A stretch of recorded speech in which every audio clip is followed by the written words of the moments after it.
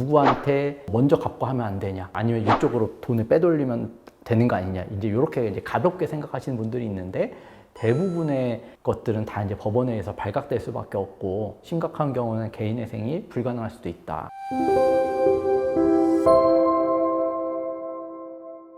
피디님, 우리 지난번에 개인회생 변제금 셀프로 계산할 수 있는 방법에 대해서 이제 말씀드려봤잖아요. 어떠셨나요? 언제 어떻게 진행할지에 대한 방법들을 쭉 다 알려주시고 계산하는 것까지 알려주셔가지고 되게 유익했던 시간인 것 같습니다. 네. 그래서 이제 대략적인 계산 방법에 대해서 말씀드렸고, 요약하자면은 내 월 소득에서 생계비를 빼고 36개월 갚으면 기본적으로 총 변제금인데, 이 총 변제금이 내 재산 가치보다 많으면 된다. 그러면 여기에서 이제 우리가 살펴봐야 되는 게, 이 청산 가치라는 거는 또 두 가지로 나뉘었죠. 실제로 내가 갖고 있는 재산들, 그리고 실제 내가 갖고 있지 않지만 갖고 있는 걸로 간주해서 가상의 청산 가치로 잡히는 것들, 어떤 것들이 있는지 한번 말씀드려보고, 실무적으로 어떻게 반영이 되는지 정리해서 순차적으로 살펴보려고 합니다. 채무자 입장에서 갖고 있지는 않지만 실무적으로 갖고 있는 걸로 간주되는 거 5가지 정도 되는 것 같아요.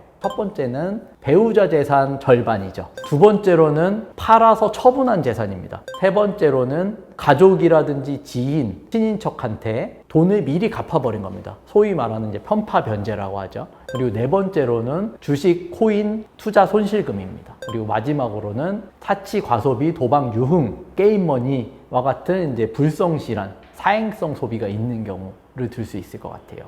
그럼 이제 하나씩 좀 살펴보면 좋을 것 같은데, 자, 배우자 재산 절반, 청산 가치로 안 잡히는 법원은 서울이 원래 유일했는데, 부산하고 수원이 실무준칙을 개정하면서 회생법원 생기면서 안 잡힌다고 말씀드렸고, 또 하나 법원이 있어요. 대전지방법원은 서울회생법원의 실무준칙을 준용한다. 다만 예외적인 사정이 있는 경우는 아니다. 뭔지 이렇게 규정되어 있는데, 서울하고 부산, 수원하고는 약간 차이가 있는 게 뭐냐면, 서울이나 부산, 수원 같은 경우에는 원칙적으로 반영하지 않아요. 다만 예외적으로 배우자에게 명의신탁을 해놓은 걸로 볼 수 있는 경우, 뭐 그런 경우에 준해서 반영할 수 있다고 되어 있는데, 대전 같은 경우는 보전권고 나오는 거 보면은 채무자 본인이 배우자 재산 형성에 기여한 바가 없고, 특유재산이라는 거를 채무자 스스로 당신이 입증을 하면 그때 빼줄게 라는 거니까, 원칙적으로 반영하되 예외적으로 당신이 입증하면 빼주겠다.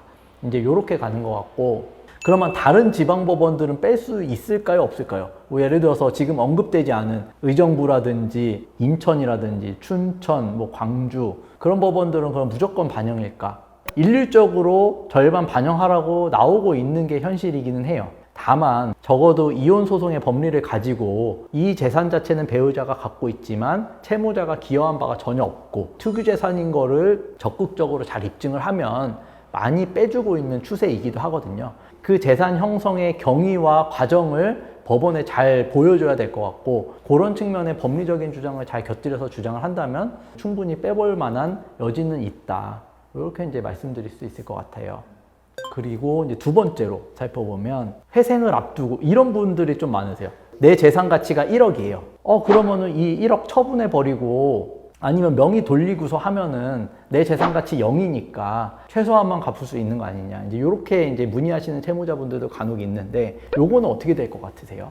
법원이 바보가 아닌 이상 네. 다 잡아낼 것 같나요? 네. 법원이 어떻게 잡아낼까요? 근데 재산 판 거를, 내 명의의 재산이 이제 없는데, 예를 들어서 내가 돈을 갖고 있었다, 통장에 예금을 갖고 있었다, 이런 것들은 과거 통장 거래 내역들을 쭉 뽑아 보면은 거기에 돈이 있었는데 빠져나간 게 있으니까 그렇게 해서 발견이 될 거고, 부동산이나 자동차는 어떻게 찾아낼 것 같으세요? 우리가 개인회생 파산 준비를 하면은 1차 서류 중에 안내되는 서류가 세목별 과세증명서라는 걸 떼요. 그러면 세목별 과세 내역 상에 내가 자동차나 부동산을 보유하고 있었으면 그게 과세된 내역이 쫙 떠요. 과세된 내역이 뜬다는 거는 과거에 내 이름으로 그 재산들을 갖고 있었다라는 거잖아요. 근데 어느 순간 그게 사라진다라는 거는 팔은 거잖아요. 그렇죠? 그러면 그 과세 내역에 뜬 부동산을 등기부를 떼면 과거에 채무자의 소유였고 어느 시점에 누군가에게 처분됐다라는 내역도 등기부에 뜨기 때문에 그렇게 이제 처분 내역을 법원이 찾아요. 만약에 그 돈을 기존 채무 변제에 사용했다거나 생활비로 사용했다 라고 하면은 큰 문제는 안 삼겠죠. 그런데 돈이 현금으로 확 인출되어서 어디에 쓰였는지 알 수 없다거나 아니면 가까운 사람들한테 돈이 흘러 들어갔다거나 이런 경우는 나는 그 돈을 갖고 있지는 않지만 계속 갖고 있는 걸로 간주해서 청산가치에 반영이 되겠죠.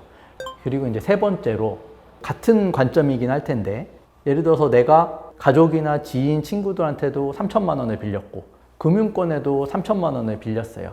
그런데 내 수중에 1,000만 원 정도 있는데 어차피 개인회생에서 털어버리기 전에 가족들한테 먼저 이렇게 갚았다 라고 하면은 이 부분도 마찬가지로 편파 변제라고 하죠. 그래서 청산가치에 반영이 되는데 기본적으로 편파 변제의 의미가 뭐일 것 같으세요? 갚아야 순서와 네. 있을 텐데 네. 무시하면 본인이 승리 전혀. 네, 맞습니다. 그러니까 우리가 민사적으로도 그렇고 채권자 평등의 원칙이라는 게 있어요. 금융권 채무랑 개인한테 빌린 것만 있으면 모든 채권자들을 동일하게 대해서 특정 채권자에게만 일방적으로 변제하면 안 된다라는 거거든요. 그러니까 그러면은 돈을 다 갚을 수 없으면 채권에게 비례해서 안분해서 나눠줘야 되는 건데 특정 채권자에게만 변제를 한 거니까 편파적으로 채권자 평등의 원칙을 해양게 되겠죠. 이런 경우는 부인권 행사의 대상이 되기도 하기 때문에 엄밀하게는 사실은 뭐 부인의 소를 제기를 해서 돈을 다시 되돌려 와가지고 나눠줘야 되는 절차를 거치는 게 원칙적이긴 합니다만은 번거로우니까 이 돈을 갖고 있진 않지만 계속 갖고 있는 걸로 간주를 해서 그거 이상으로 추가 변제를 시키는 겁니다. 그래서 이 정도가 심하면 개인회생 절차적인 이득만을 누리기 위해서 부당한 목적으로 진행하는 걸로 볼 수 있잖아요. 그래서 이런 경우는 뭐 신청일 불성실한 경우로 봐서 사건이 기각될 수도 있습니다. 그래서 이제 특히나 누구한테 먼저 갚고 하면 안 되냐, 아니면 이쪽으로 돈을 빼돌리면 되는 거 아니냐, 이제 이렇게 이제 가볍게 생각하시는 분들이 있는데 대부분의 것들은 다 이제 법원에서 발각될 수밖에 없고 심각한 경우는 개인회생이 불가능할 수도 있다. 이렇게 참고하시면 될 것 같아요. 그리고 이제 좀 계속 많이 나눴던 핫한 이슈이죠. 주식코인 손실금. 서울하고 부산만 유일하게 주식코인 손실금은 청산가치로 반영 안 하는데 청산가치로 반영이 안 되기 위해서는 손실금이 얼마인지에 대한 그 입증 자료가 있어야 되거든요. 실제로 손실 본 게 맞는지를 또 법원도 확인해야 되기 때문에 언제 어떤 주식을 얼마만큼의 구매를 했고 매도를 했으면은 얼마에 매도를 했는지, 그러니까 거래 내역이 있어야 되고, 그래서 그 손실금이 얼마인지를 정리해서 내게끔 하고 그 손실금만큼은 이제 서울이나 부산은 청산가치로 잡지는 않는데 다른 나머지 법원들은 예를 들어서 뭐 1억 원어치의 주식을 매수를 해서 결과적으로 다시 되팔았을 때 한 2천만 원에 팔았다라고 하면 8천만 원 손실이 있는 거잖아요. 그러면 이제 그런 금액들은 청산가치로 잡게 한다. 이런 차이가 있는 점도 좀 참고하시면 좋을 것 같습니다. 그리고 마지막으로 사치, 과소비, 뭐 도박, 유흥, 게임머니들이 있는데 어떻게 청산가치 반영되는지 좀 궁금해 하셔가지고 법원에서 나오는 보정의 내용과 이런 절차를 통해서 청산가치에 반영된다라는 거를 좀 보여드리려고 하거든요. 실제 보정을 통해서 한번 좀 보여드려 보려고 합니다. 채무자의 최근 채무, 채권번호 5, 6, 8, 9번과 관련하여 아래 도표를 참고하여 채권별 상세한 사용 내역을 정리하고 각 금융자료를 함께 제출하되 대출원금 수령일자 및 금액부터 시작하여 금액의 최종 사용처까지 흐름에 맞게 금융자료를 제출하십시오. 사용 내역을 소명할 수 없는 금액은 이를 청산가치에 반영한 재산 목록 및 변제 계획안 제출하시기 바랍니다. 그러니까 예를 들어서 이런 거죠. 지금부터 한 1년 전에 국민은행으로부터 PD님이 2천만 원을 빌렸어요. 그러면 그 2천만 원 받아가지고 어디에 썼는지를 한번 밝혀봐라 라는 거거든요. 그러면 500만 원은 카드값 변제, 300만 원은 뭐 마이너스 통장 변제, 그런 것들은 이제 정당한 사용으로 인정되는데 뭐 그 중에 300만 원 내 친구한테 송금, 명품 가방 구입, 땡땡 백화점 이렇게 찍혀 있으면 그런 것들을 이제 합산해가지고 더하는 거예요. 이거는 내가 갖고 있진 않지만 갖고 있는 걸로 간주를 해서 내 재산 가치가 올라가는 거죠. 1,000만 원이 입금된 거를 예시로 이제 법원에서도 이렇게 기재를 해줬어요. 땡땡 은행 대출금 1,000만 원 입금, 농협 채무 200만 원 변제, 신한카드 대금 400만 원 변제, 기존 땡땡 캐피탈 채무 300만 원 변제, 그 다음에 생활비 100만 원 사용이니까 이렇게 다 합치면 1,000만 원이 되는 거니까 들어온 돈 1,000만 원이 어떻게 1,000만 원으로 나갔는지를 합산을 해보라는 겁니다. 그러면 여기서 이런 식으로 소명을 하는 거면 예를 들어서 뭐 쿠팡에서 물건을 샀다라고 하는데 그 물건이 그야말로 정말 생필품이었는지 사치성 물건이었는지 그 내역까지는 사실 법원이 정확히 알 수는 없는 거잖아요. 간혹 가다가 이거를 가짜로 적어서 내면 되는 거 아니냐, 아니면 그 내역 자체를 허위로 꾸며가지고 위조해도 되는 거 아니냐, 이제 뭐 이렇게 말씀하시는 분들도 간혹 있는데, 그러면은 이거는 사실은 형사처벌의 대상이 되는 거기 때문에 사기회생죄가 성립할 수도 있는 거고 감옥 갈 수도 있는 거죠. 그러니까 이제 그런 생각은 좀 안 하시는 게 좋을 것 같아요. 쿠팡에서 구매했는데 네. 어떤 물건인지 본인도 생각이 잘 안 나는 경우, 그럴 때는 그러니까 이제 방법은 두 가지죠. 쿠팡에 들어가서 구매 내역을 뜨니까 확인해서 하시는 방법이 있거나, 정말 도저히 확인이 안 된다라고 하면은 사용처 불분명으로 해서 그 금액만큼은 이제 청산가치 그냥 잡고 넘어가는 방법도 있겠죠. 그러니까 이제 이렇게 생각할 수도 있어요. 예를 들어서 내 재산이 진짜 0이에요, 0. 실제 내가 갖고 있는 재산이 0. 그런데 내가 월 변제금이 100만 원씩 나와서 36개월 하면 3,600만 원은 일단 갚는 걸로 되어 있어요. 어차피 나는 3,600만 원은 갚으니까 청산가치가 좀 올라간다 하더라도 변제금에 변동이 없을 거 아니에요. 이런 경우라면은 사용처 소명이라든지 뭐 대출금 소명에 조금 힘을 빼고 잘 모르겠는 거는 그냥 적당히 청산가치 넣어서 진행해도 무방하겠죠.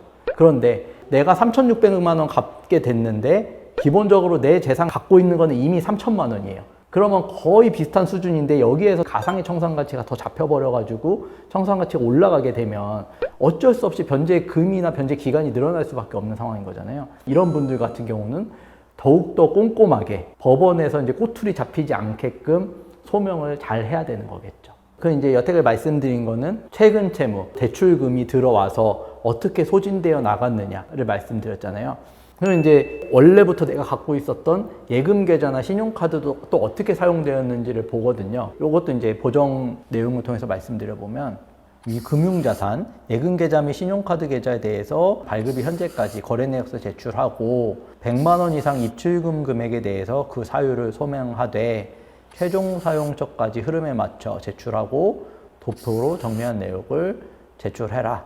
그다음에 최종 사용처를 소명하지 못한 경우에는 재산 목록 및 청산가치에 반영해라. 아까는 내 계좌로 은행이나 뭐 금융권 채권사에서 빌린 돈이 들어와서 그 돈들이 어떻게 빠져나갔나를 본 건데, 이거 같은 경우는 내 예금 계좌에 들어있던 돈이나 신용카드로 내가 결제를 어느 가맹점에서 긁었냐, 이제 이거를 보는 거거든요. 그러니까 마찬가지로 카드를 긁었는데 땡땡 백화점 200만 원, 땡땡 호텔 100만 원, 이런 부분들도 이제 합산한 거겠죠. 왜냐하면 이거 역시 불성실한 채무 사용으로 보고 청산가치로 반영하는 거기 때문에 신용카드나 예금 거래 내역을 통해서도 이런 식으로 이제 청산가치가 반영된다라고 보시면 될 것 같아요.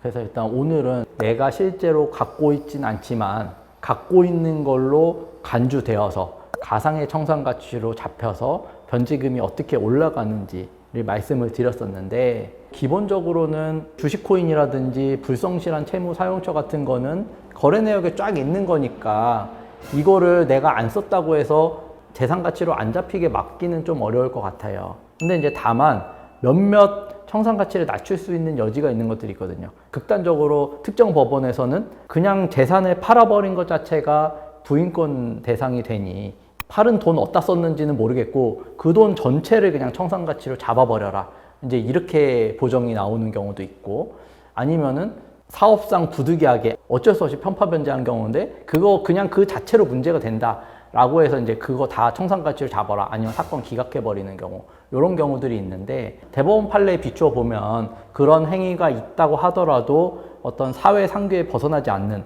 상당성이 있는 행위라고 한다면 문제를 삼지 않을 수 있다라고 이제 볼 수 있는 행위들도 있기 때문에, 요거는 이제 전적으로 대리인 사무실이 어떻게 대응을 해주느냐에 따라서 청산 가치가 이제 좀 감소될 여지는 있다. 뭐 이런 정도 이제 말씀드릴 수 있을 것 같습니다.